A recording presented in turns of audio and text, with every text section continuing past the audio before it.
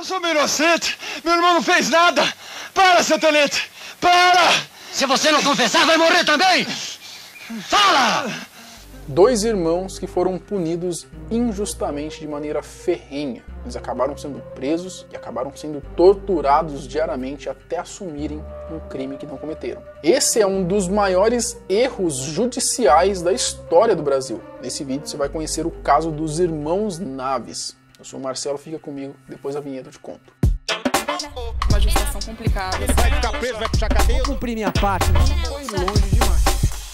Pessoal, como vocês sabem, a Blaze é fechadona com a gente. E o vídeo de hoje está sendo patrocinado pela Blaze.com. E se tá tendo vídeo todo dia aqui no canal, agradeço a Blaze, porque se a gente fosse depender só do AdSense do YouTube... Não ia dar pra pagar as contas não, ia ter uns 2 vídeos por semana só. A Blaze.com é um site de jogos destinados apenas para o público maior de 18 anos. Lá você consegue apostar dinheiro real em jogos como Crash, o Double e o Mines. E para você ganhar um bônus de depósito de até R$1.000, ou seja, dobrar o valor que você depositar em até R$1.000, é só usar o meu código aqui do canal. Não adivinhe, vai estar aparecendo aqui na tela. E para você depositar, existem diversas maneiras, mas eu recomendo ou cartão de crédito ou Pix. Bom, agora eu vou mostrar para vocês um dos jogos. Pessoal, a gente vai jogar aqui agora o Double. O Double é uma roleta, é muito simples de entender. A gente coloca aqui a quantidade, né, que a gente vai apostar, vamos colocar milão. E aí a gente escolhe ou vermelho, ou cinza, ou branquinho, né? Se cair, certo, escolheu o vermelho, caiu no vermelho, ele dobra o valor. Se cair no branco, que obviamente é mais difícil, ele multiplica por 14. E se cair no cinza, e a gente escolheu o cinza, ele também dobra. Vamos escolher aqui então o vermelho. Acho que o vermelho vai dar bom. A gente tem que esperar aqui porque ele tá numa jogada aqui. Então a gente tá esperando. Na hora que começar, a gente vai. Escolhemos o vermelho, hein? Vamos lá. Aí, ó, começar o jogo. Já foi. Começamos, vamos esperar aqui, ó, girando, tal, esperar o tempo e vamos lá. Milão no vermelhinho, hein? Milão no vermelhinho, vamos lá. Vai dar bom. De primeira, meu consagrado. Bom, galera, vocês viram aí como é simples, mas é claro, jogue com moderação. Em Araguari, uma cidade simpática do interior de Minas Gerais. Foi onde ocorreu esse caso que ficou conhecido como um dos mais graves erros judiciários da história do Brasil. Nos anos 30, dois irmãos começaram a ser investigados pelo desaparecimento e pela morte de um comerciante local. E o final dessa história, como vocês vão poder acompanhar, é surpreendente. O caso. O ano era 1937, a época do regime ditatorial aí de Getúlio Vargas. Os irmãos Sebastião José Naves, na época com 32 anos, e o Joaquim Naves Rosa, que na época tinha 25 anos, eles acabaram firmando uma sociedade com um primo deles, né, o mercador Benedito Pereira Caetano. Os três dividiam o mesmo caminhão para poderem realizar as suas atividades diárias, né, o ganha-pão deles, que era basicamente comprar e revender cereais. Após algum tempo de trabalhos juntos, né, dos três, e uma análise aí do mercado, o primo dos Naves, né, o Benedito, que era mais ambicioso, ele acreditando que aconteceria uma possível alta nas mercadorias, ele teve uma ideia, né? Ele resolveu pegar grandes empréstimos para poder aumentar o poder de compra deles, né? Comprar a maior quantidade de cereais possíveis para poder aí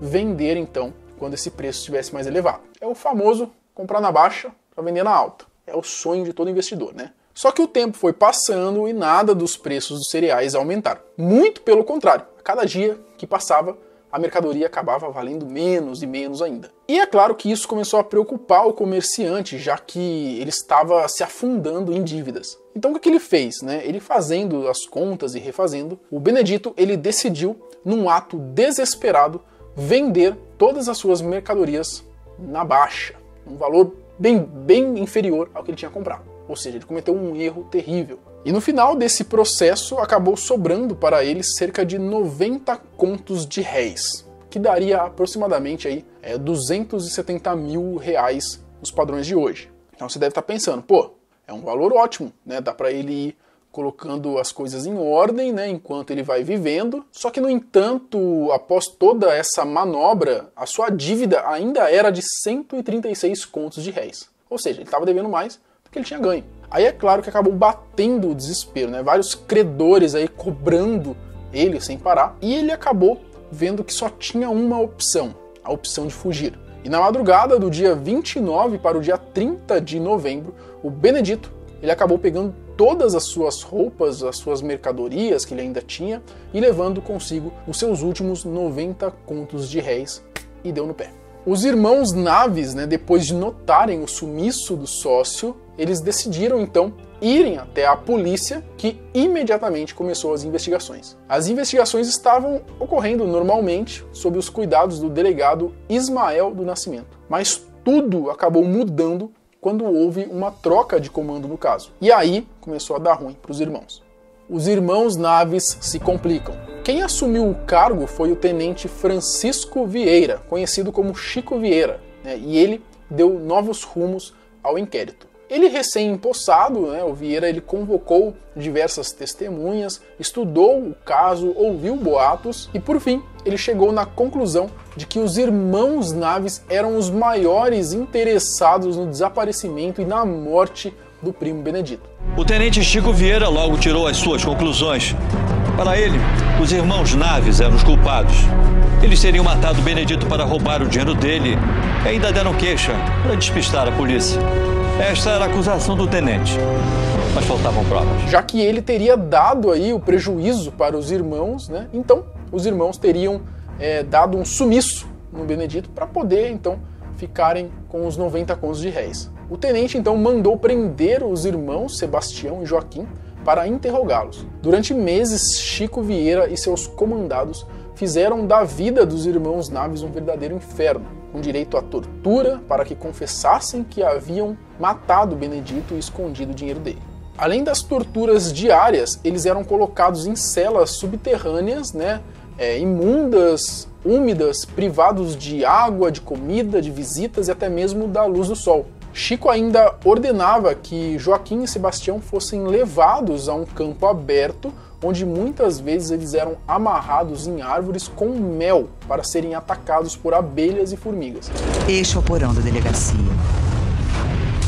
Aqui funcionava uma espécie de câmara de tortura. Tudo isso porque o delegado colocou na cabeça dele que eles eram o culpado pela suposta morte do Benedito. Depois de muita pressão, o Chico ele conseguiu forçar os irmãos a assinarem uma confissão formal do crime. Só que mesmo após conseguir o que queria, o delegado ele ordenou que as esposas, os filhos e até mesmo a velha mãe deles, a Ana Rosa Naves, conhecida como Dona Ana, fossem presos. E aí em suas celas e nas mãos do Chico Vieira e seus soldados, eles também foram muito torturados. Foram longos e cruéis meses de detenção, até que, vendo que a mãe dos irmãos não se curvaria e nem conseguiria extrair nenhuma informação que comprometesse os supostos culpados, o Vieira então decidiu deixar a senhora em liberdade vigiada. Ela então foi em busca de um advogado bom para defender os seus filhos, né? Foi aí que chegou um senhor chamado de João Alame Filho, que de início acreditava na suposição do tenente, né, na qual os irmãos Naves eram assassinos e por essa razão ele se recusava a fazer a defesa dos mesmos, né? Mas ele, vendo aí o estado crítico da idosa, né, o estado físico dela também, resultado das torturas e violências que ela sofreu, o João ele então resolveu ajudar os irmãos Naves. Julgamento e injustiça. Mesmo sob as ameaças de Chico Vieira, a Dona Ana e o João Alame, eles saíram em defesa dos Naves. Eles, então, que passaram por 2 julgamentos, o advogado ele sempre recorreu com recursos diversos para poder provar a inocência dos irmãos e o equívoco, né, que o judiciário estava cometendo sob a influência do Vieira. No primeiro julgamento, ocorrido em 1938, a verdade foi vindo à tona através dos depoimentos de outros presos que testemunharam, então, as atrocidades que os Naves sofreram aí nas mãos do delegado. Não percebeu nada nesses passeios? Não viu os Naves serem espancados? Não viu tortura nenhuma? Não vi, não, senhor. Neste caso, né, o júri votou por 6 votos favoráveis e 1 contra a absolvição do Sebastião e do Joaquim. Só que a promotoria, não concordando, recorreu, pedindo aí, conseguindo anular o julgamento. No segundo julgamento, novamente o placar foi o mesmo, favorável aos irmãos. Vendo então uma brecha na Constituição da época, o Tribunal de Justiça, mediante a ausência de soberania do júri, conseguiu complicar a vida dos irmãos. E assim eles foram condenados a 25 anos e meio de prisão, que depois de uma revisão penal passou a ser então a 16 anos. E então o delegado, o Chico Vieira, ele conseguiu o que tanto queria, que era condenar os irmãos. Liberdade e busca pela inocência. Após 8 anos e 3 meses de prisão, os Naves, por conta de um comportamento prisional exemplar, eles são finalmente colocados em liberdade condicional. No dia 22 de maio de 1948, o carrasco da família, o Chico Vieira, acabou tendo um derrame cerebral e morreu. Só que, infelizmente, 3 meses depois, o irmão mais novo, o Joaquim, devido a uma longa doença que ele acabou contraindo por causa das torturas que ele levou, ele também faleceu no asilo em que vivia. E isso fez com que o irmão mais velho ficasse com ainda mais sede de justiça, para mostrar para todos que eles eram inocentes. A inocência comprovada. Sebastião então começou, junto com o seu advogado e a sua mãe, a dona Ana, uma batalha para conseguir inocentar ele e o seu irmão já falecido. Alguns anos se passaram e estava muito difícil conseguirem provar a inocência. Ninguém conseguia nada de muito concreto para anexar no processo, de maneira que mudasse a história. Até que algo surpreendente aconteceu, que ninguém pensaria. O grande plot twist dessa história. Sebastião Naves recebeu um telegrama de um parente. Ele garantia ter visto Benedito vivo. No dia 24 de julho de 1952, o Benedito, ele mesmo, o primo caloteiro, que todo mundo achava que estava morto, ele reaparece, vivinho da Silva, em Nova Ponte, uma cidadezinha de Minas Gerais, na fazenda de seu pai. Não me mate, primo. Avô, não me mate. Sebastião fica frente a frente com Benedito e tem uma reação surpreendente. Você tá vivo, primo.